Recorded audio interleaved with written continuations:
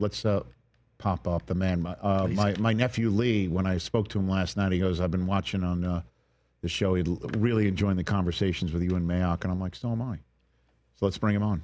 What's up, Mike? You there? Hey, Rich, I just had one quick question. Before you went to break, did you call me a tool? Nope, I did not. I said you put the duel, like you're in DUEL. That was my, because Okay. I would never call you a tool, Mike, ever, except a tool to make me smarter. You know what I mean? No, I don't think so. In all seriousness, though, in like a couple minutes I have here, like what gave you the indication all those years ago that Rodgers was dropping to the Packers, 24th overall? Like what were you working on with that? And I knew that if I went public with it, I'd be ridiculed. And at the end of the day, it's like my dad, the old high school coach, told me years ago before he passed away. He's like, if you're going to be wrong for your own convictions. Don't be wrong because of what other people think. And it was him and Smith. Alex Smith, yeah. Yeah, it was him and Smith, one or two, and I thought Alex was going to go one.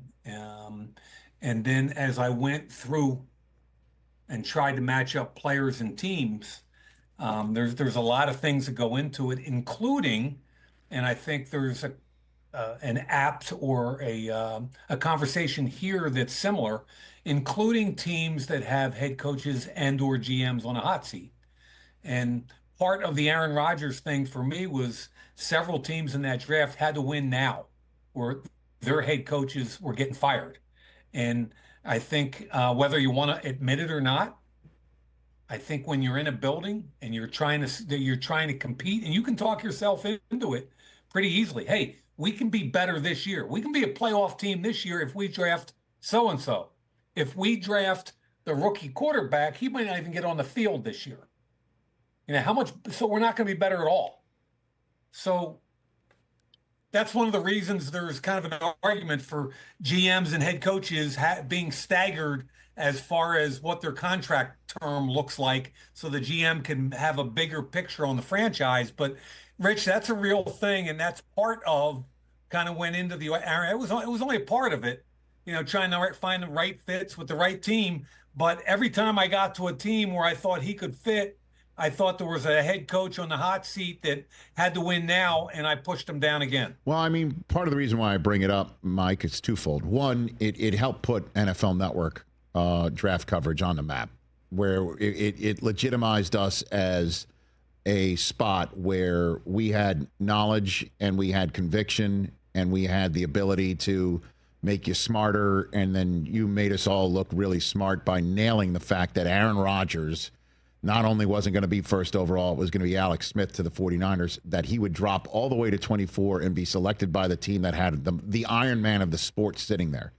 And that was big for us. But I'm also bringing it up now, Mike, because it kind of feels like, for the lack of a better analogy, Shedeur Sanders is in the spot of, well, it's going to be Cam Ward #1 overall, and who knows where this kid winds up. Because it might be, as you point out with Rodgers, team-dependent, scheme-dependent, general manager dependent, who's willing to work with somebody who might not be starting right now or winning right now. So I'm wondering where you stand on Shedeur Sanders now that he is done with his workouts and we're 17 days away from finding out an answer to this question, Mike. As we stare this draft in the face, and you and I can kind of go through the top 8 or 9 teams if you want and kind of talk about where their heads are. But I look at Shedeur, and the pro day really changed nothing for me and for most people around the league, I don't think. He throws a beautiful deep ball. He can drop it in the bucket. I thought that was the highlight for him. I think there were no major red flags, nor was there any major advancement. Oh, we never saw that, and he's the savior. So I don't think the pro day really changed anything other than confirm a lot of stuff about him. Here's my concern, Rich. I think sometimes we let draft position trump the correct fit. And the irony of, say, Aaron Rodgers is he ended up in the right place, even with all the Brett Favre stuff. He had to sit for a while. He learned his craft. He's a first ballot Hall of Famer. I mean, Andy Reid traded up to 10 to get Patrick Mahomes, and he ended up in the right place.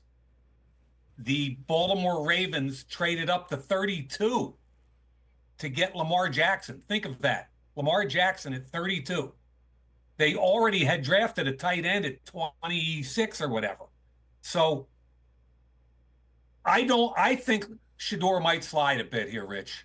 I don't think he's going in the first 9. And I have a concern beyond that, how far it'll go. And you start talking about fit. And, I think Pittsburgh's a really intriguing fit for him. I like Mike Tomlin. I like Arthur Smith. They need a young quarterback. Even with Aaron Rodgers, it'd be an awesome fit for the kid to come in and learn. And just about every quarterback in college football coming into the NFL is not ready for prime time. They're just not ready.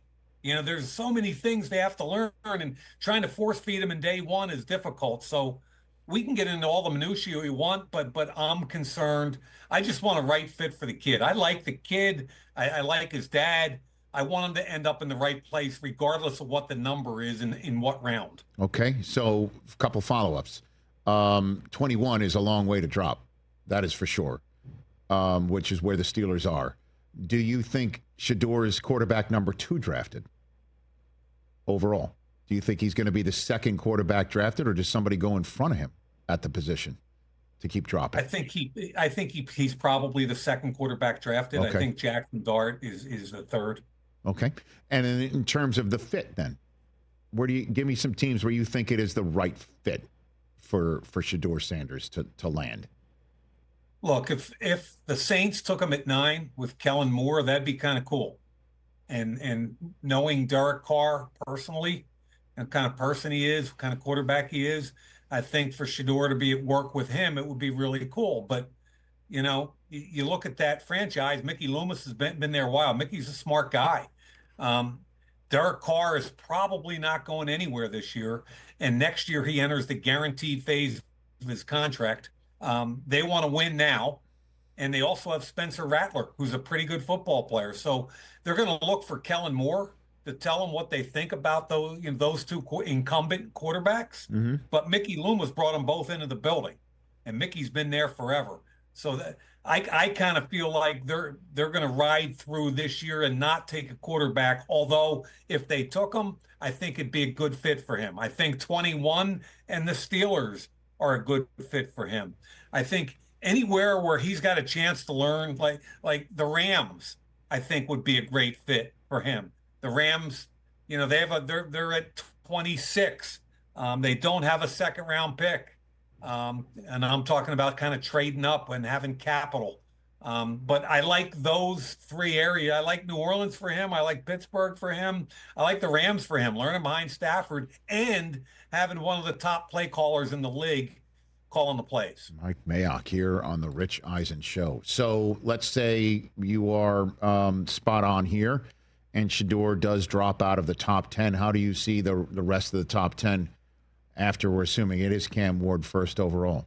Mike, how do you see it? Cam Ward 1, and assuming Abdul Carter's foot is not a major concern to teams, and I don't know if he's going to work out later this month or not. I think some teams would like to see him, obviously. But I would assume Carter and Travis Hunter are 2 and 3 in whatever order Cleveland dictates. Mm-hmm. Okay. I'm really intrigued by Travis Hunter and what an NFL team can do with him. And you can make an argument to play him on the offensive side or the defensive side. I would tell you that he's got a rare skill set for a corner, and corners are harder to find. So I would rather see him spend 90% of his time in practice learning how to play corner in the NFL and getting a package of plays on offense. But make no mistake, he's going to make a difference day one in an NFL locker room. And I think some teams are also going to see how much damage he can do on the offensive side of the ball. And I imagine that's team dependent too, right? Don't you think that if somebody's kind of already set more on the offensive side of the ball, need that help to just take half the field away defensively on the back end, or the Patriots, my gosh, could really use somebody like Travis Hunter for Drake May. Yes. And so what happens if both, as you say, Carter and Hunter are gone 2-3, depending on how the Browns dictate it? What do the Patriots do it for? I mean, do they take phone calls here, or what do they do, Mike? Well, you and I both know the phone call thing happens typically in the top 10 for a quarterback. Okay. I mean, a couple of years ago, obviously Houston moved up back up to get Will Anderson, and that was a pretty cool move. You got a quarterback and Will Anderson right there. But I'm guessing once those guys are gone, there isn't going to be a phone call. And I think if they stick and pick, and by the way, they've done a really nice job in the offseason. They've shored up that D line, like what they've done in free agency, both with immediate starters and kind of glue guys for Vrabel. So I think you got to support the quarterback, A through Z right now, Drake May. And for me, that's a tackle. Remember, they signed Morgan Moses, but he's 34 years old. What's he got left? A year or two at the most. So I think they're going to take either Membu or Will Campbell. Let's give him Will Campbell for the sake of making a pick there. I think Will Campbell's got a chance to be the guy at number 4. So does Membu. But I love that move for New England just because, yeah, it's great to have Morgan Moses, but you can't have enough support for that young quarterback on the offensive line. So, and then with everybody saying Cam Ward's first overall, and putting that practically in Sharpie right now, Mike Mayock, I'm pretty much everybody is putting something similar for Mason Graham to Jacksonville 5th overall. Are you in that? Are you in that group too? 5th overall? I think that's probably where they go. I put my hat on, my GM hat on, and I see Jalen Walker sitting out there, who I have a higher grade on than Abdul Carter. And I think about pairing him with Trayvon Walker and Josh Allen and having those 3 guys in a rotation at defensive end and being able to play Jalen Walker pretty much anywhere you want in that front 7. That intrigues me. I think that gives them a different kind of presence in the front 7 than anybody else has. But I do believe, because they already have 2 established edge rushers and they have 2 good off-the-ball linebackers, I'm guessing Mason Graham probably makes the most sense there. If it was me, I'd be arguing for Jalen Walker. Yeah, you love him. You've definitely been pounding the table for him for a couple of weeks. Yeah. What about your former spot? The Raiders sitting there at 6. They got Geno signed for a couple of years now, right? $40 million per. What do you think of what they've got in mind 17 days out, Mike? Yeah. I'm just, I've known Pete Carroll forever, and Pete wants to run the football. He wants to jam it down your throat, be physical, be tougher than you are, play action. He trusts Geno Smith, so he's got his quarterback. He's got a great tight end. It's not a wide out draft at the top end of the draft, but he needs another weapon for Geno. And to me, that's Jeanty from Boise. And, you might say that's too high for a running back. I would argue that, what Jahmyr Gibbs and Bijan Robinson and Josh Jacobs and all those former first round picks have done more than justifies a weapon on offense. And I think that would be a great match for the Raiders. Well, I mean, a conversation coming out of Jets World in New York, New Jersey, Mike, over the weekend. Rich Samini, who covers the team for ESPN, was talking about how if Jeanty was available at 7, the Jets would be all over him and potentially trade away Breece Hall, who is on the back end of his rookie deal right now. Yep. I don't see him getting past the Raiders, Jeanty, just like you. So I don't know what you thought about maybe what I just said about that report coming out of Jets camp, and or what they might be thinking for Aaron Glenn's first draft choice as the HC there. Yeah, and Aaron Glenn, I really like him. He's so solid. And even though he's a quote defensive guy, I think job number 1 is supporting your new young quarterback, right? And so whichever one of those 2 offensive tackles doesn't go to New England at 4, I would give to the Jets at 7, So in this case, it'd be Membu. I love Membu. They drafted Fashanu out of Penn State a year ago. I love the fact that they could have bookend tackles and that Membu could play guard if he needed to. But I love the bookend tackle thing to give Justin Fields an ability to step up in the pocket and trust the pocket. So to me, I don't even think about any of the other. I looked at a whole bunch of names there. The fit at tackle for me is really good. Offensive line, support your young quarterback. Yeah, I mean, Tyler Warren's sitting out there, though, Mike, right? I mean, wouldn't you be tempted to try and pull the trigger there and just add another piece? You want to help Justin Fields? You know, I don't know. I'd rather keep Justin Fields off his ass, to be honest with you. You want to finish out the top 10 here? Carolina, New Orleans, Chicago? You want to finish that out? Carolina, to me, that's where I think my guy would end up, given this kind of conversation. I like the Jalen Walker conversation. Right now, they've got, Clowney is one of the edge guys. I think Wanham is on the other side. They don't have an edge presence, and I think you plug and play Jalen Walker right there. Okay. And then so unless, Jacksonville does snag him, like you think he's a top 5 graded pick. And New Orleans would not go, you don't think, Shedeur Sanders sitting there on the Thursday night, 17 nights from now. You think New Orleans because of it's an excellent, it's a well thought out, obviously well-founded theory is that Mickey Loomis brought in Derek Carr, brought in Spencer Rattler, is brought in Kellen Moore. Unless Moore is pounding the table in such a manner, what do you think the Saints are going to do here, 9th overall, Mike? Yeah, I already kind of illuminated. I think Mickey's probably comfortable at the quarterback situation right now. Derek's contract next year, I think, is $40 million non-guaranteed. So the advantage goes back to the Saints at that point. So for me, they were awful on defense last year. I think whoever's the highest rated defensive player on their board goes 9, Jihad Campbell. The first corner, Will Johnson or Jahadi Barron. Right. An edge rusher, Pierce or Williams. But to me, whoever is the Saints' highest rated defensive player right there, and I'm guessing it's either Will Johnson or Jihad Campbell. And then the Bears, who have had such a remarkable few weeks from, Ben Johnson saying yes all the way through the new league year, hitting the crap out of that O-line.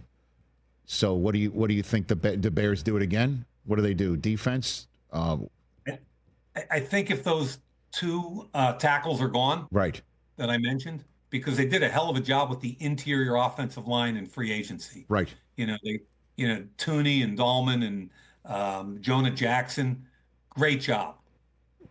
A+, love it. They still could use another high-level tackle. If one of those tackles is there, I think they pull the trigger on that tackle. After that, you start looking at your guy there, the Penn State tight end, or he's so good, or their highest rated defender. I think you're trying to get a difference maker at that point. And yeah, I mean, Warren could be he could be kind of special in the mix with that group of guys. So Warren or their highest a tackle or their highest rated defender. Yeah, and this has nothing to do with Cole Kmet. I just think Bears fans would love this kid, Tyler Warren, just running over people and making catches and cold of Soldier Field, NFC North action. You know what I mean? Yeah. Like for Caleb, giving him that option with Cole Kmet. You know what I mean? Like, yeah, I'm a Cole Kmet fan. That's right. That's no shot at Cole Kmet. Right. I mean, but in today's world, I mean, I would love to have both those guys on the field and have the opportunity in pass protection to keep one of them in and protect that young quarterback even more so. And they got the other guy out in the route. I mean, and both those guys can catch a football. But to your point, that the Penn State kid has got some special playmaking ability. He's a bigger, stronger. He's more like a Gronkowski than he is one of the smaller, quicker tight ends. No doubt. Mike, you're the best. You do realize, and screw it. I know. I'm messing with the rattlesnake here. You do realize You give me 22 more names, you got yourself a mock draft, Mike. You do realize that, right? You're 22 names shot. You're a third of the way home, Mike. You're a third of the way home. I knew as soon as you said you wanted to talk Shedeur today, we'd be going top 10. No. But honestly, Shedeur is a guy that could drop, and I brought it all up because you nailed that. My God, 21 years ago, with Rodgers. And Shedeur might be something so like, where does he land? Is it a system fit? All that sort of thing. But that said, filling out the rest of the top 10 picks. Just 22 more to go. We got a mock draft. You know what, Rich? Maybe we'll talk about that. But more importantly, you and I are both, yes. We both work with Prime. Yep. We both have a lot of respect for him and his family. Mm-hmm. I root for the kid again, more so the fit. And if you take the ego of the kid out of it, because when you're the kid, you just want to go high. Any kid, right? Yeah. But when you take that out of it, I just hope he ends up in the right place for him to flourish. Let me tell you, man, we were there the night in Dallas when Lamar, we're sitting there 32nd overall. He's still there, and we're like, what's going on?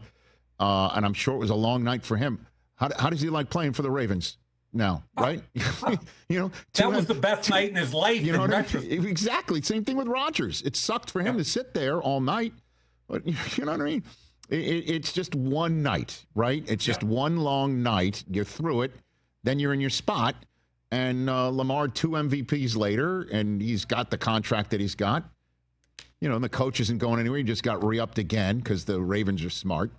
You know what I mean? So, at any rate, thank you for the time, and we'll chat again next week, bud. Thanks, bro. You got it. One and only Mike Mayock makes us smarter. I love talking to him, man. Old school stuff right there.